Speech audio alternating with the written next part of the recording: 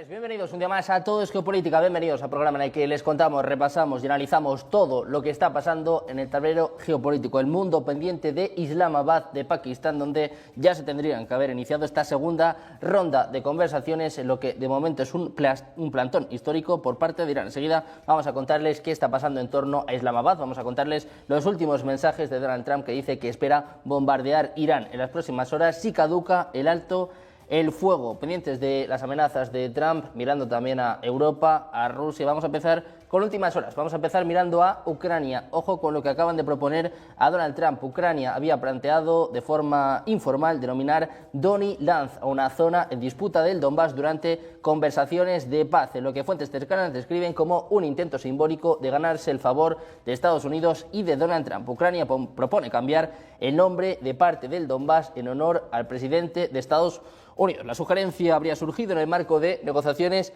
delicadas, presentada en parte como una broma por negociadores ucranianos, pero con una clara intención política de influir en la postura de Washington y reforzar el apoyo frente a Rusia. El contexto es clave. Mientras Vladimir Putin sigue presionando para consolidar sus ganancias territoriales en el este de Ucrania, que busca por todas las vías posibles intentar fortalecer su posición internacional. Aunque la propuesta no es oficial ni se ha hecho pública, formalmente refleja una tendencia más amplia en la geopolítica actual, apelar directamente a figuras clave como Trump para asegurar un respaldo estratégico. Por ahora, esta idea de Donny Land se mantiene como un gesto simbólico dentro de las negociaciones, pero ilustra hasta qué punto la diplomacia puede adoptar formas poco convencionales en contextos de alta tensión. El Donbass, escenario central de la guerra entre Ucrania y Rusia, sigue siendo uno de los puntos más sensibles del conflicto, por lo que cualquier propuesta relacionada con su estatus o denominación tiene una fuerte carga política. Por ahora, esta sugerencia se interpreta más como un movimiento simbólico dentro de la diplomacia que como una medida con recorrido real. Y a todo esto, el presidente de Estados Unidos ha declarado este martes que espera bombardear Irán una vez que expire el alto el fuego de 2 semanas previsto para este miércoles por la noche en Estados Unidos, el jueves de madrugada en España. Trump afirma que una acción militar sería una mejor actitud frente a Teherán. Asegura que las Fuerzas Armadas de Estados Unidos están listas para entrar en acción si fuera necesario, destacando además que el ejército de Estados Unidos es el más poderoso del mundo. Las declaraciones llegan en un momento crítico, con la tregua a punto de terminar y las negociaciones prácticamente bloqueadas. Pese a la escalada verbal, Trump también señalaba que espera que Irán participe en estas conversaciones previstas en Pakistán, a pesar de que Irán ha negado su asistencia. El mensaje refleja la estrategia dual de Washington, mantener la presión militar mientras deja abierta la puerta a una solución diplomática. Por su parte, Irán ha desmentido este martes el envío de una delegación diplomática a Islamabad para negociar con Estados Unidos, poniendo en duda la celebración de una segunda ronda de conversaciones. El presidente del Parlamento iraní, Mohammad Bagher Gharibaf, ha reforzado esta postura afirmando que Teherán no acepta negociaciones bajo la sombra de las amenazas, en referencia a la presión militar y económica por parte de Washington. Se espera que J.D. Vance llegue en las próximas horas a Islamabad para encabezar la delegación estadounidense. Mientras tanto, Irán todavía no ha enviado a su personal. Estará la respuesta a las amenazas de Donald Trump. تا الان که من خدمتتون هستم در مورد دور بعدی برای مذاکرات ما برنامه‌ای نداریم. تصمیمی در این خصوص اتخاذ نشد. Pendientes de Irán, de Estados Unidos y de Pakistán, nosotros vamos ya con los expertos, vamos ya con los analistas. Hoy tenemos a Eduardo Irastorza, profesor en OBS Business School. ¿Qué tal, Eduardo? Buenas tardes. Muy buenas tardes, Sergio y compañeros. Tenemos también con nosotros a Luis Rodrigo de Castro, profesor de Derecho Internacional y Relaciones Internacionales en la Universidad CEU San Pablo. ¿Qué tal, Luis? Muy buenas tardes. Hola, buenas tardes. Y por último les presentamos a Cristian Lamesa, analista internacional. ¿Qué tal, Cristian? Buenas tardes. Buenas tardes, encantado de estar una vez más con vos, Sergio, con Luis y con Eduardo. Bueno, pues encantados de teneros a los tres por aquí en un día de nuevo de mucha tensión en el mundo pendiente de Islamabad, de los mensajes de Trump, hoy en esta entrevista con la CNBC, donde alude directamente a China, dice bueno, pues que está enviando armas a Irán y sobre todo dice que no va a extender el alto el fuego, que estamos en las últimas horas y que Estados Unidos ya está listo para volver a bombardear. Cristian, te quiero preguntar por esto, está a punto de caducar el alto el fuego y lo que parece claro es que de momento ya no solo no se alcanza un acuerdo, sino que ni siquiera parece que se vayan a sentar en la mesa. Sí, lo que pasa es que es difícil llegar a la paz cuando varias partes, o por lo menos una de ellas, no quiere llegar a esta instancia. Y me refiero puntualmente a Israel. Entonces, ahí, si bien yo creo que Donald Trump busca desesperadamente la forma de salir de este embrollo, también quiere hacerlo saliendo como un triunfador, como el victorioso, y claramente no ha logrado una victoria. O sea, Estados Unidos tiene un ejército poderoso, sí, claramente lo tiene, pero no al nivel que creen tenerlo. Tiene un ejército poderoso que yo no creo que podría enfrentarse a las otras dos potencias mundiales que son Rusia y China. Y la República Islámica está dando una pelea que lo está complicando bastante. Entonces, un escollo fundamental es ese, ¿no? Que quiere negociar, pero al mismo tiempo hace cosas que no están dentro de los códigos de la negociación, como por ejemplo hacer esas declaraciones en las cuales hablaba de unas concesiones que daría Teherán, que se sabe que molestó profundamente a la parte iraní, ¿no? Por violar el secreto de estar llevando adelante negociaciones, porque obviamente tiene esta necesidad de mostrarse fuerte, poderoso, y realmente no funciona así. Esto ya lo dijo en su momento Dmitry Peskov, el vocero del Kremlin, cuando mencionaba lo de la diplomacia del megáfono. No funcionan así las cosas. Y desgraciadamente del lado persa también hay cierta tendencia a esta diplomacia del megáfono, a trabajar mucho en función de la opinión pública, local. Las dos partes están en esto, entonces es difícil bajar la tensión cuando de los dos lados están haciendo declaraciones muy grandilocuentes. Y por otro lado, el riesgo principal de esto, o digamos el boicot, el sabotaje, yo creo que tiene que ver con, como decía al principio, con Israel. Israel no tiene la más mínima vocación de llegar a la paz, más bien todo lo contrario. Esto se ve muy claramente en declaraciones de Benjamín Netanyahu, cuando, copiando un poco el argumento de Zelensky, esto que se hace, el que Ucrania lucha por los valores europeos, etcétera, siendo un dictador de facto, porque está ocupando una presidencia que no le corresponde ya en este momento, según la ley ucraniana, no según lo que diga yo, diciendo que ellos están luchando contra la barbarie por toda la humanidad y contra el fanatismo. Y yo realmente en el único lado que estoy viendo barbarie y fanatismo es de parte de la élite política israelí. Hace horas, un día, 2 días, un soldado de las FDI profanó y destruyó una cruz en un pueblo del sur del Líbano de cristianos libaneses. Sí, salió a condenarlo Netanyahu, pero esto no sorprende, porque están llevando adelante unas políticas muy violentas contra otras minorías, digo, las élites políticas israelíes. Se ha denunciado la violencia, las torturas sexuales que llevan adelante en las cárceles israelíes contra hombres y mujeres detenidos. Hace poco vimos cómo Itamar Ben-Gvir brindaba con champán porque se había aprobado la pena de muerte selectiva para los palestinos, algo que parece parte de las leyes de Nuremberg. Entonces yo no sé, si pudiese, le preguntaría a Netanyahu que defina barbarie y fanatismo, porque realmente esa barbarie y ese fanatismo y ese que parecería que aprendieron las lecciones de mala manera, ¿no? Pero las lecciones de los nazis de la Segunda Guerra Mundial, cuando ejercen una violencia tan brutal contra los palestinos que parece indicar que ese terror los haga huir de sus propias tierras, como hacían los nacionalistas ucranianos, por ejemplo, de bandera contra otras poblaciones en Ucrania, ¿no? Bajo el apaño, el estar apañados por los nazis, de quienes eran colaboradores. Espanta que hoy sea el Estado de Israel el que replica estas políticas y bueno, ese fanatismo, y con esto cierro, es el que hace que la paz sea bastante esquiva en este momento en Medio Oriente. Una paz que cada vez parece más lejana, lo que cada vez está más cerca es el final de la tregua, con Trump anunciando que el ejército de Estados Unidos está preparado para volver a bombardear, aludiendo también a China, diciendo bueno, pues que pensaba que tenía un acuerdo con Xi Jinping. Luis, te quiero preguntar por esto, porque estábamos hablando precisamente de esto, ¿no? De cómo caduca, de cómo expira el plazo y de cómo la situación parece cada vez más complicada.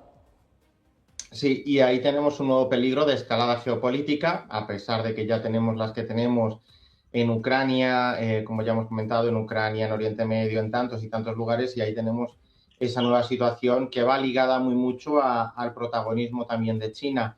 Lo estamos viendo nosotros aquí en Europa, están subiendo los precios de la gasolina, sobre todo del diésel, pero a pesar de todo eso, hay un país importante a nivel mundial, que es China. Y mencionaba la situación que vimos en Europa y solo el 20%, 20-25% de los recursos fósiles que utilizamos nos vienen de esa zona del mundo, pero China, bueno, se provee de en torno al 90% vía Irán, ¿no? Entonces, Donald Trump sabe muy bien que la presión sobre Irán, pues de soslayo, hace también esa faena, por decirlo de alguna manera, a China. Es normal que China se esté poniendo también un poco a la retaguardia y sobre todo ahí en esta zona del mundo es donde podemos tener las hostilidades que podrían no ponernos en un nuevo escenario mundial, pero sí llevarnos a un extremo que no ha alcanzado ni siquiera el escenario con Ucrania y Rusia, con Estados Unidos en Israel, en Oriente Medio y el mundo árabe. Aquí estamos hablando de un conflicto todavía de mayor amplitud, porque estamos mezclando ese tinte religioso contra el régimen de los ayatolás, la cuestión energética, que duda cabe, y también esa lucha, esa pugna por la supremacía mundial de manera muy indirecta entre Estados Unidos y China. Y entre medias no, porque está metido de lleno, tenemos a Donald Trump, que precisamente no se está caracterizando por apaciguar o por intentar buscar una salida a todo ello. Está demostrando una posición, como hemos dicho en ocasiones anteriores, mucho más radical, mucho más envalentonada que la que demostró durante su primera presidencia, durante su primer mandato. Optó por una línea mucho más intensa en el ámbito interior, pero en el plano exterior no se metió en estos fregados, al revés, parecía que apostaba por una línea mucho más abstencionista, mucho más pausada, y quizá era la intención hasta que le dijeron que el Nobel de la Paz era muy meritoriamente para María Corina Machado, ¿no? Y ahí es donde observamos ese giro, ¿no? Un Donald Trump que para nada tiene que ver al Donald Trump que, insisto, vimos durante la primera presidencia, durante los primeros meses.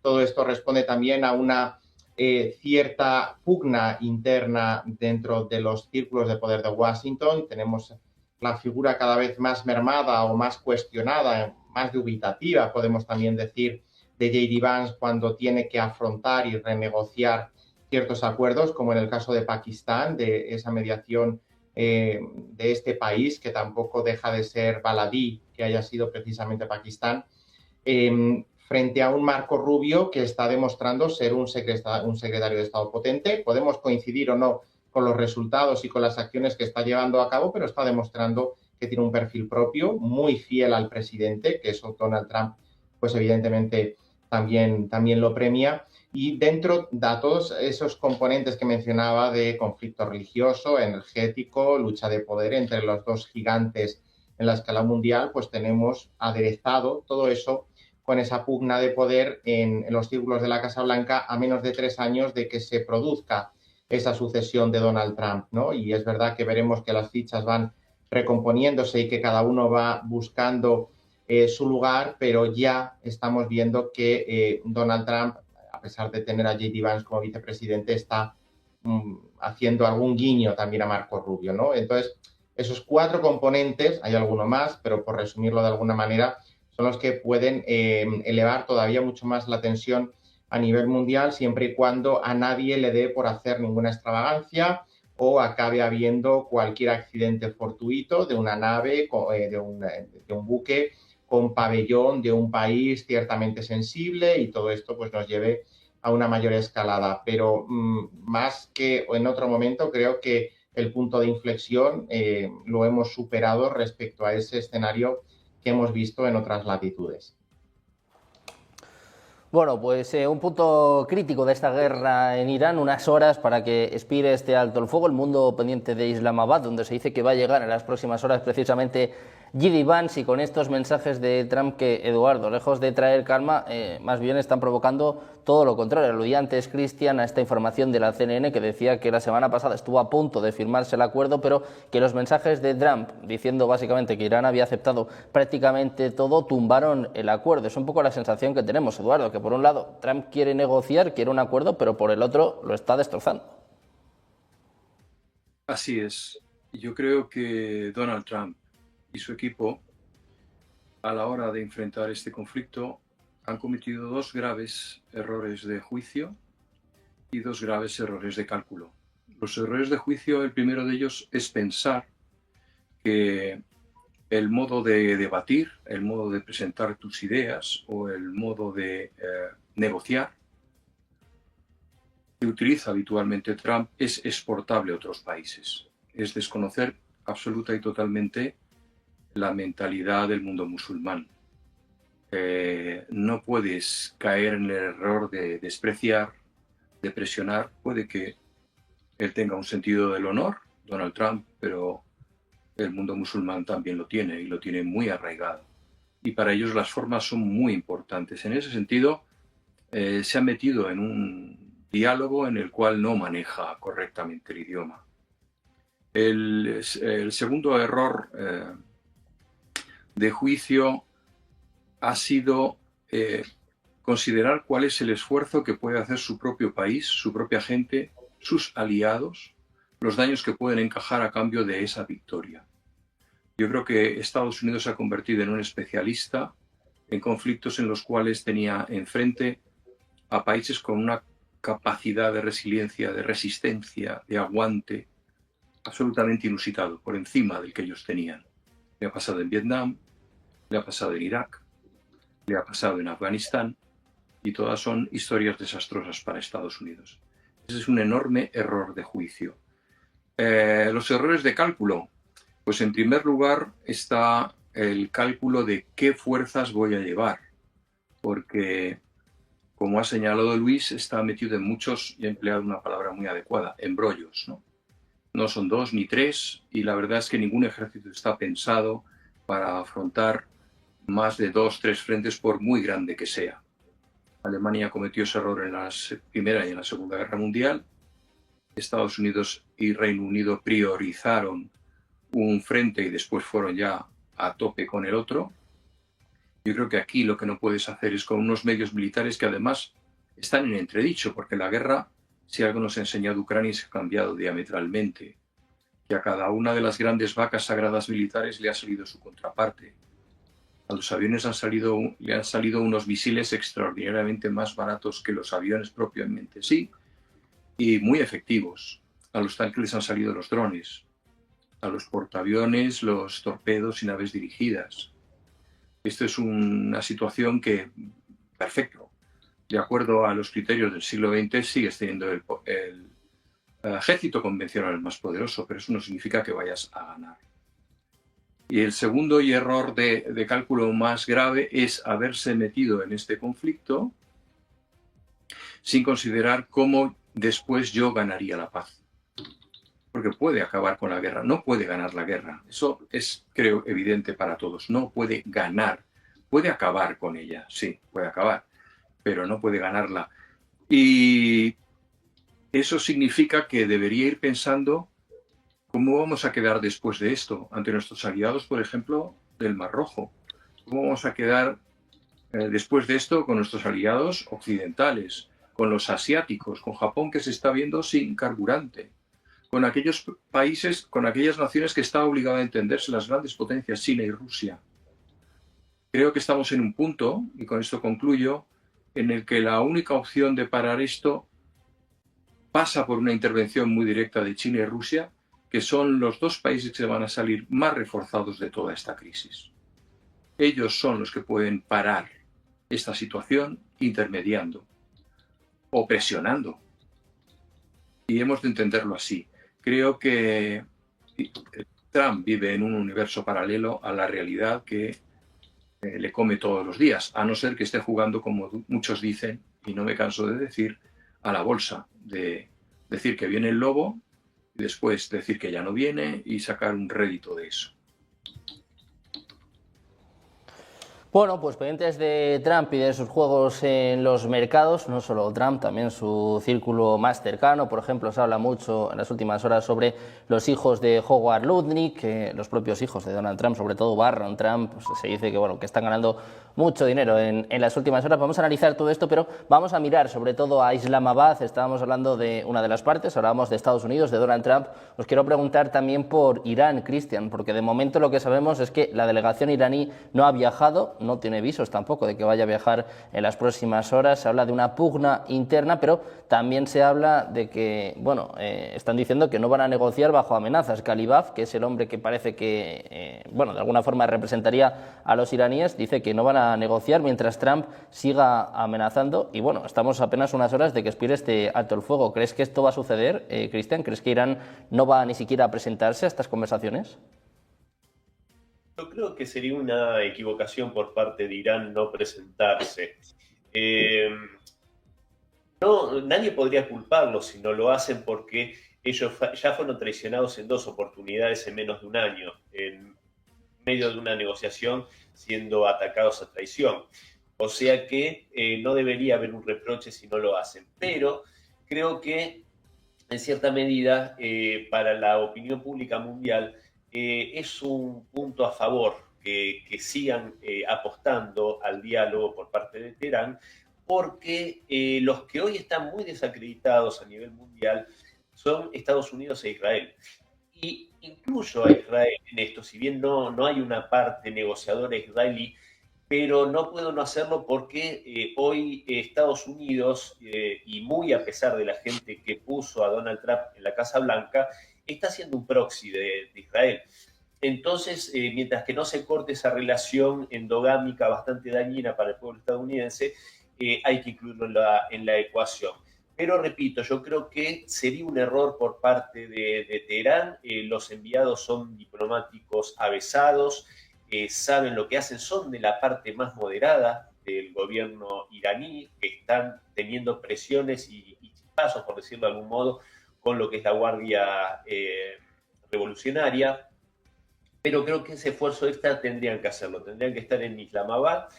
Y en caso de fracasar estas amenazas, en caso de llevarlas a la realidad, Trump diciendo que va a volver a atacar si hay un fracaso, esta estrategia, ¿no?, de demostrar fuerza para después utilizarlo o no, ya esto se vuelve bastante impredecible por el ingrediente israelí. Yo creo que esto Irán lo está teniendo en cuenta también dentro de sus cálculos, y a mí no me sorprendería para nada que, si se da esa situación, que se corta este alto el fuego, que no pidió Irán, porque ese es un tema también a tener en cuenta. No fue Irán el que insistió en este alto el fuego, y generalmente el que pide una acción de este tipo o una tregua no es el que está precisamente ganando. Dicho esto, a mí no me sorprendería que, si se dé esa situación, Irán responda con mucha violencia contra Israel. Creo que sería un error que vuelva a dirigir ataques a el resto de los países del Golfo. Creo que las bases que tiene Estados Unidos ya han sido bastante dañadas, y creo que sí sería una contramedida que podría hacer reflexionar a la Casa Blanca y a Tel Aviv el golpear fuertemente contra el territorio del Estado hebreo.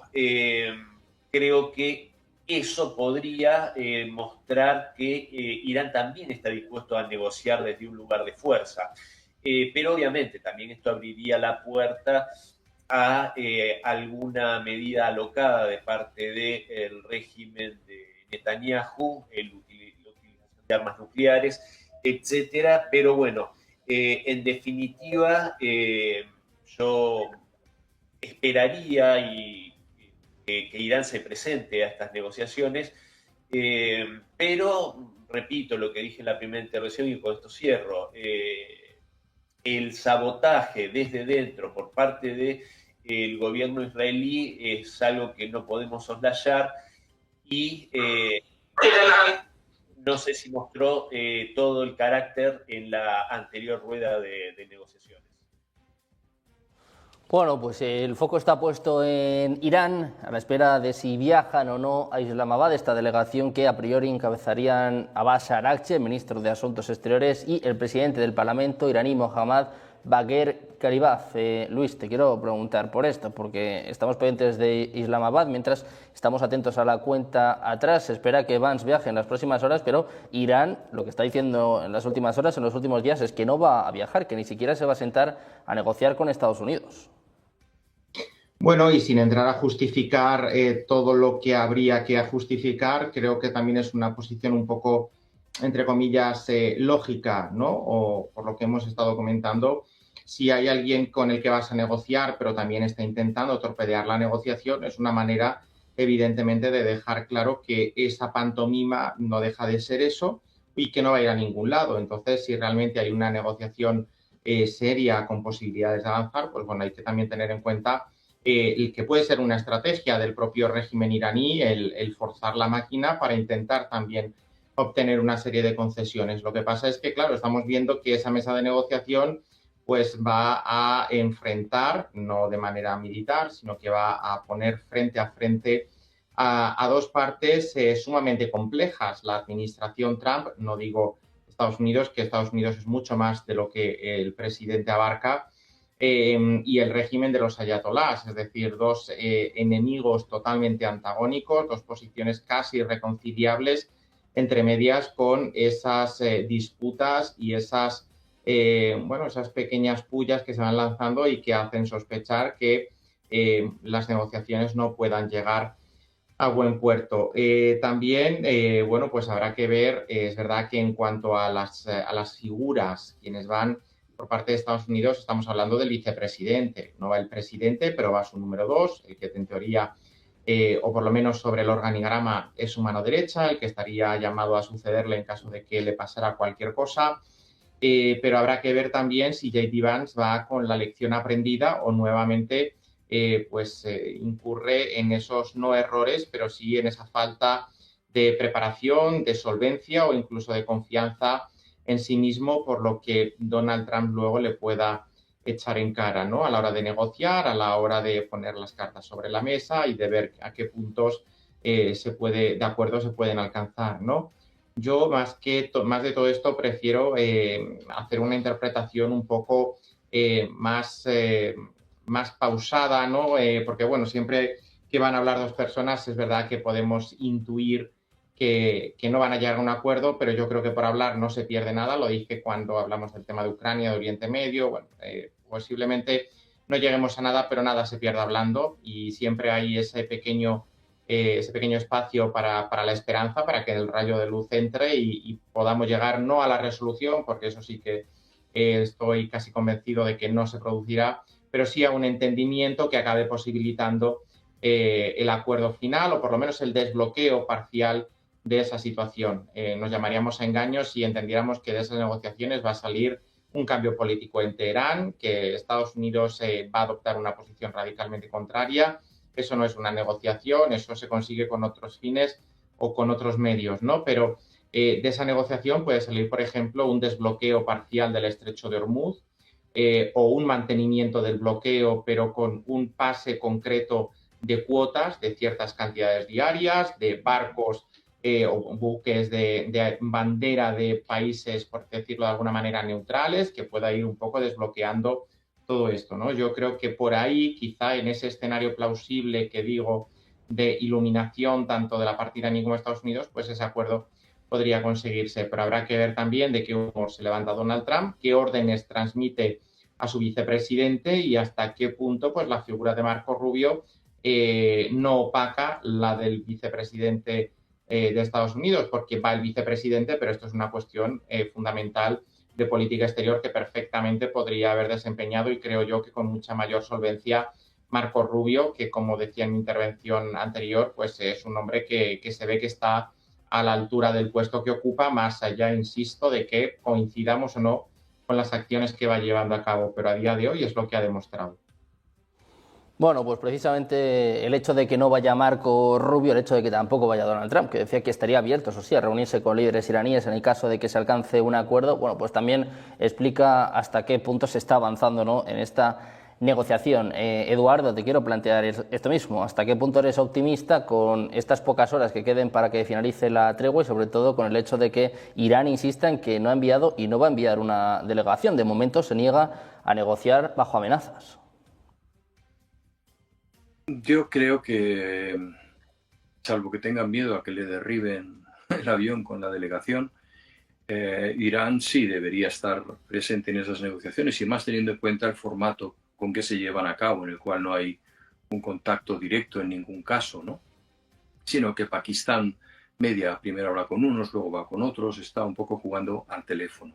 Yo creo que hay varios aspectos a tener en cuenta. Estas negociaciones en su éxito son directamente proporcionales a la posibilidad de que Estados Unidos tenga en su maletín las garantías de lo que va a hacer Israel. Porque Israel es el ausente clamoroso de todas estas negociaciones. Israel tiene su plan, lo está siguiendo, lo está cumpliendo y no está dando explicaciones a nadie con él.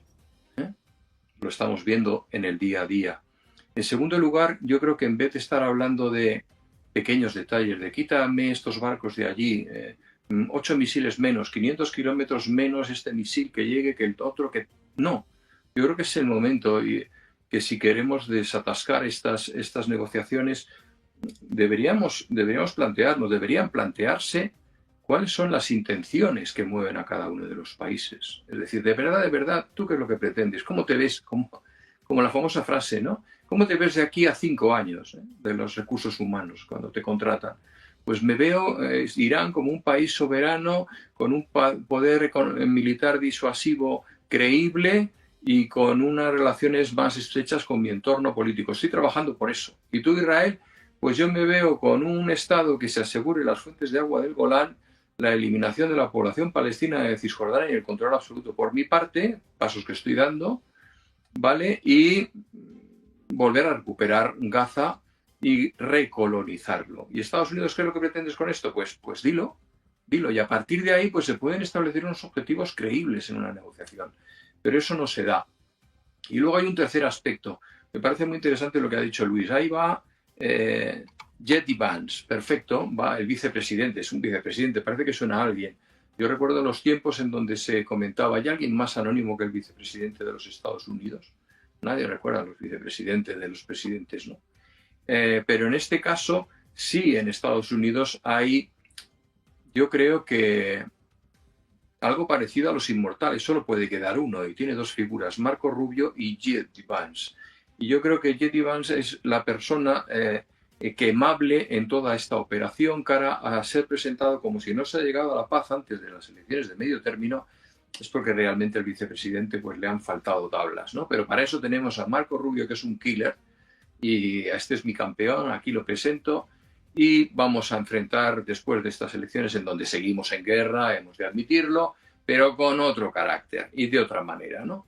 Entonces yo creo que, sinceramente, J.D. Vance lo que debería tener en su maletín, insisto, es los poderes de negociar en nombre de Israel y las garantías de que van a cumplir, porque basta con que firmen un acuerdo para que al día siguiente se cree un incidente en Beirut, en Gaza o en Cisjordania, porque tiene donde elegir, no nos olvidemos, o una expansión que siga las cuestas del Golán camino de Damasco, ¿de acuerdo?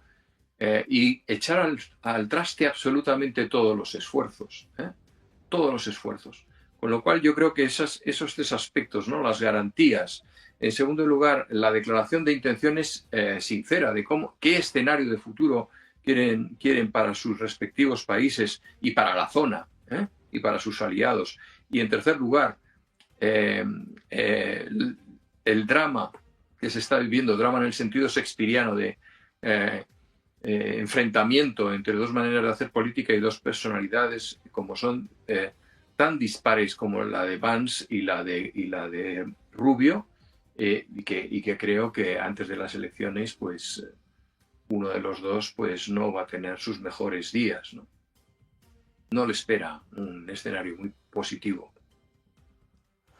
Bueno, pues una pelea entre Vance y Rubio que va a ser uno de los temas fundamentales de aquí a los próximos años, de aquí a los próximos 2 años. Ya veremos también qué pasa después de las elecciones de noviembre, que de momento van a ser un quebradero de cabeza para Donald Trump, sobre todo por esta guerra en Irán que no termina de solucionar. Hablando de guerras, os quiero preguntar también por la guerra en Ucrania. Os iba a preguntar por el pacto nuclear de ayer de Polonia y de Francia, pero bueno, os quiero preguntar por esta última hora que he visto que también comentaban en el chat, el hecho de que Ucrania esté hablando, no sé si en broma, no sé si en serio, sobre nombrar a una parte del Donbass en homenaje a Donald Trump, algo así como Donny Lanz. Te quiero preguntar por esto, Cristian, porque me parece un arma de doble filo. Por un lado a Trump puede hacerle gracia, pero por otro lado puede pensar que se están cachondeando de él y no me parece la mejor opción con el presidente de Estados Unidos.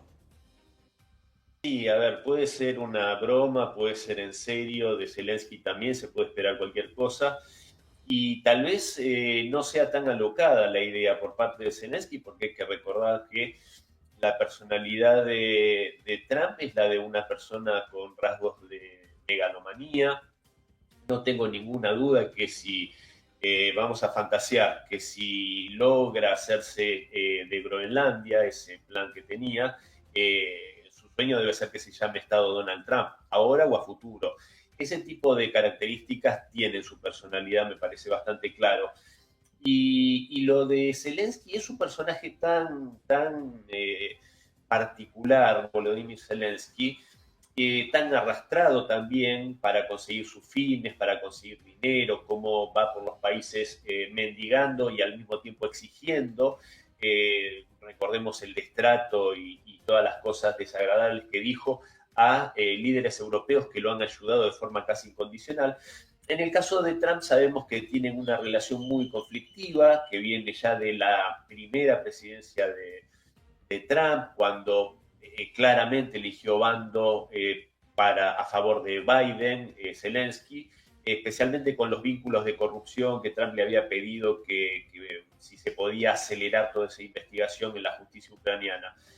Y no me extrañaría que un personaje particular como Zelensky opte por una medida tan ridícula como ofrecerle que se nombre en su honor una parte del Donbass, algo que por supuesto creo que habría que descartar de plano porque esos territorios ya son parte de facto de la Federación Rusa y no creo que a pesar de que ha mostrado Vladimir Putin la intención de tener una buena relación con Estados Unidos, con la administración Trump, no creo que vaya a ser del agrado de el Kremlin cambiar el nombre de ninguna parte del Donbass a favor de una denominación que homenajee a Donald Trump.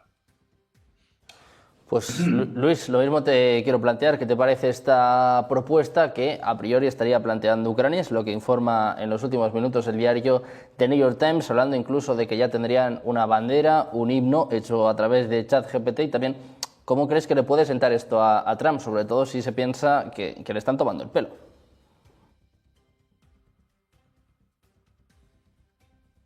Perdón, que está montado.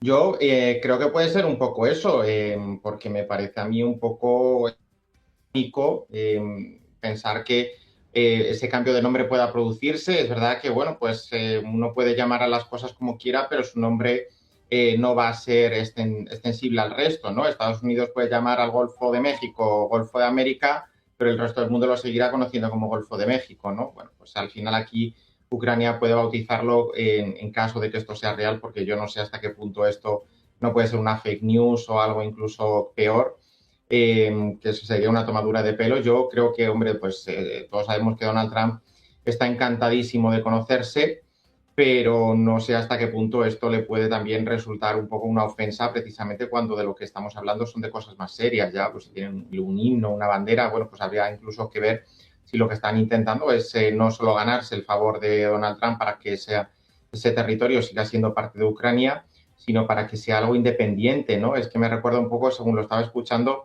a la República Democrática del Congo, ¿no? Que era un territorio particular del rey Leopoldo de Bélgica, que luego hizo lo que hizo, ¿no? Y se le fue la mano, por decirlo de alguna manera.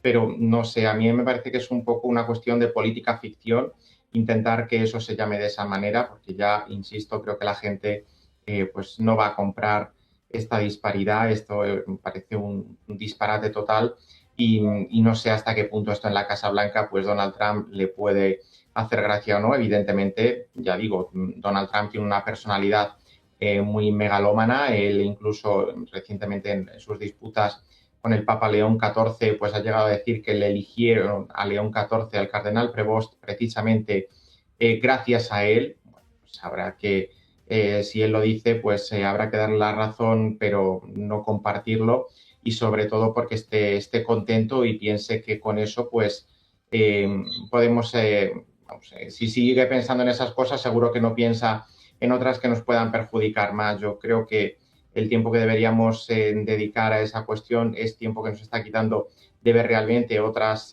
o de abordar otras que son más de calado, como el alto el fuego necesario que Rusia debería dar para que Ucrania, pues entre otras cosas, pudiera celebrar esas elecciones presidenciales que no se pueden celebrar precisamente porque hay una ocupación de una parte del territorio, porque hay un peligro de bombardeo precisamente en una jornada electoral, porque en ese contexto no hay unas elecciones que puedan celebrarse libremente, precisamente también por ese miedo, por los desplazados, más de 7 millones de desplazados a la Unión Europea, más los desplazados internos que están fuera de sus lugares de origen y que por tanto pues no podrían ejercer el derecho al voto. Bueno, yo creo que todo eso podría ser mucho más beneficioso, sobre todo para Ucrania, que hablar pues de este tipo de cuestiones, que es como si mañana decimos pues que por quedarnos en casa a algún líder regional pues le ha dado por hacer lo mismo con algún municipio. Bueno, pues de momento esta información, esta última hora del diario New York Times, bueno, pues dice literalmente que Ucrania, en parte en broma, sugerido en tono de broma, nombrar parte del Donbass como Donnyland en honor a Donald Trump durante las conversaciones de paz. Dice que el objetivo es apelar al ego de Trump y obtener un mayor apoyo de Estados Unidos. Dice que Ucrania incluso creó una bandera falsa, verde y dorada y un himno a través de ChatGPT como parte de la idea. Eduardo, te quiero preguntar a ti también por esto. ¿Hasta qué punto puede tener éxito y sobre todo hasta qué punto esto puede gustar o no a Donald Trump? Bien, yo voy a citar a Shakespeare en Julio César. Hay un momento tras su aclamación ante el pueblo en el foro, en donde la oposición, los opositores se reúnen y dicen: César es tan vanidoso que no se da cuenta de que cuando le digo que odia a los halagadores ya le estoy halagando. Yo creo que la situación es muy similar. Es una persona bastante sensible a la alabanza, es una persona bastante, como se han señalado tanto Cristian como Luis, bastante pagado de sí mismo. Yo creo que Zelensky, en el caso de que todo esto sea cierto, lógicamente, ¿no? Porque ya sabemos, fake news, etcétera, pero en el caso de que sea cierto, bueno, pues Zelensky lo que está viendo es que se está quedando fuera del relato, o sea, necesita un titular, y desde luego esto es un titular, es un bombazo, ¿no? Divertido y viral. Y oye, que también hay una guerra en Ucrania, por favor, hacernos caso, ¿no? Entonces, pues me salgo con esto y me quedo tan contento. También puede responder pues a una dinámica que en Estados Unidos es muy palpable. En Estados Unidos son muy dados a poner nombres de personas a los sitios, desde las capitales hasta Jacksonville, Washington, a estados, ¿no? Como Virginia, Luisiana, Carolina, siempre en honor de alguien, ¿no? Bueno, quizá ha pensado que los norteamericanos son sensibles a eso y que a Washington le podría gustar. Yo me quedé particularmente bastante sorprendido cuando lo del Nobel de Corina Machado era casi obsceno. O sea, que decir, no lo puedes aceptar. O sea, esta mujer ha cometido la torpeza de ofrecértelo, pero tú eres aún más torpe al decir que sí, ¿no? Que para mí. Entonces, en ese sentido, cualquier cosa es creíble. Yo creo que, sinceramente, Zelensky lo que está tratando de hacer es aparecer en la foto, porque es que no se habla de lo que está pasando allí en ningún momento. O sea, Irán lo ha opacado completamente, ¿no? Y eso es lo que puedo decir sobre esta circunstancia. Bueno, pues esperando más informaciones sobre esta noticia que aparece en el diario New York Times, vamos con más noticias. Se dice que Vance, el presidente del Parlamento iraní, Garibaf, han llegado a Islamabad al amanecer de este miércoles. Es lo que informa en estos momentos el canal Al Haddad. El ministro de Información de Pakistán dice que está en contacto permanente con los iraníes y que sigue la vía de la diplomacia y el diálogo. Dice que es fundamental que Irán decida asistir a las conversaciones antes de que finalice el alto el fuego de 2 semanas. Mientras, por un lado, medios cataríes dicen que Vance y Ghalibaf llegarán a Islamabad al amanecer del miércoles. El ministro de Información dice que es fundamental que Irán decida asistir a estas conversaciones antes de que finalice el alto el fuego. Pendientes de lo que ocurre en torno a Islamabad, mañana será un día clave para saber qué pasa con esta guerra. Antes os quiero preguntar también por Rusia. Ayer veíamos a Macron junto a Donald Tusk, el primer ministro de Polonia, hablando de ejercicios nucleares, hablando también de cómo Europa empieza a rearmarse. Hoy hemos visto la respuesta por parte de Rusia diciendo bueno, que quiere conocer todos los pormenores, todos los detalles, todas las armas que vayan a emplear. Te quiero preguntar también por esto, Cristian. Mientras estamos pendientes de Oriente Medio, Europa está hablando de armas nucleares y claro, en Rusia esto empieza a preocupar. Sí, es difícil entender qué pasa por la cabeza de algunos de los líderes globalistas europeos, que ahora que el Estados Unidos de Donald Trump les ha soltado la mano, hay que ver cuánto tiempo dura esto, la situación, hasta que llegue otro globalista a la Casa Blanca. Lo cierto es que están coqueteando con esto del armamento nuclear, un país como Polonia, que tiene una historia de siglos, de un enfrentamiento muy enconado con Rusia, que habría que repasar cuando comenzó, porque los polacos también tienen, la élite política polaca, la tendencia a victimizarse, cuando en realidad ellos fueron en muchas ocasiones los que iniciaron los ataques y las agresiones contra Rusia.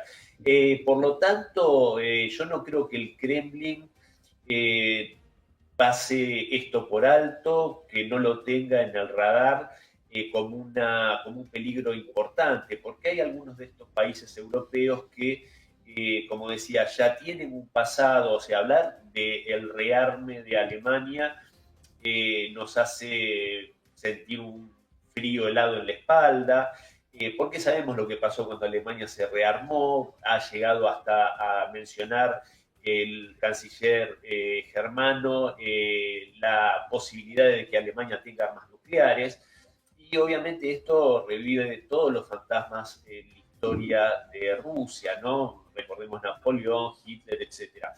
Entonces, me parece, y con esto cierro, que juegan con fuego con el solo hecho de mencionarlo, ni que digamos intentarlo. Eso sin duda va a ser una línea roja que no creo que Moscú vaya a pasar por alto. Y además, no sé de dónde sacaron la idea de que Rusia llevaría adelante una guerra convencional con estos países si se da esta circunstancia. Creo que si creen que va a pasar lo que está pasando en Ucrania, una guerra de desgaste, una guerra intentando minimizar las bajas de la población civil, etcétera, no creo que sea el escenario para con París, Berlín o Londres.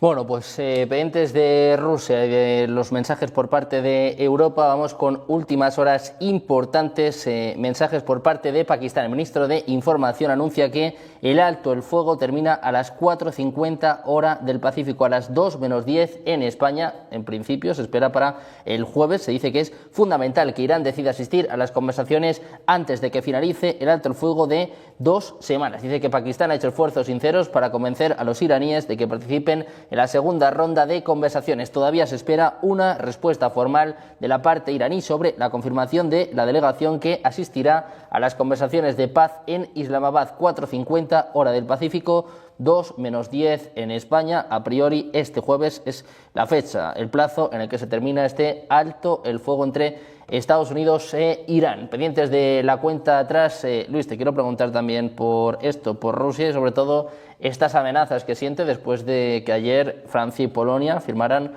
un acuerdo nuclear. Sí, ya lo mencionaban antes mis compañeros.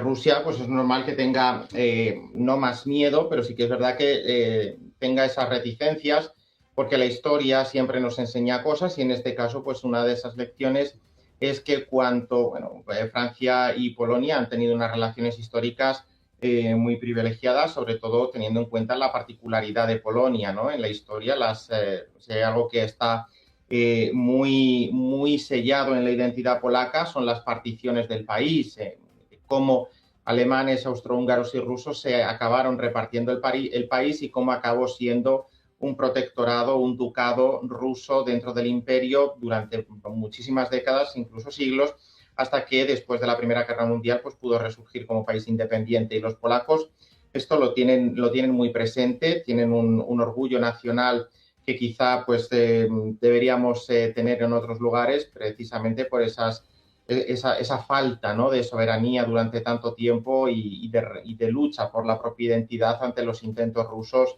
de difuminarla.